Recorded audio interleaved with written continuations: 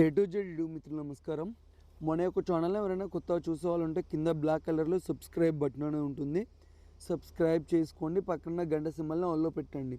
పెట్టడం ద్వారా మేము పెట్టే వీడియోస్ అనేది నోటిఫికేషన్ అనేది రావడం జరుగుతుంది, మిస్ కాకుండా ఉంటారు.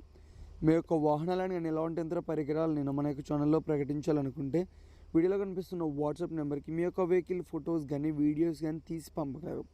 కింద డిస్క్రిప్షన్లో మన యొక్క వాట్సాప్ ఛానల్ లింక్ అనేది ఉంటుంది, జాయిన్ అవ్వండి. ఈరోజు మీకోసం కొత్త ట్రాలీ అమ్మకానికి కలదు.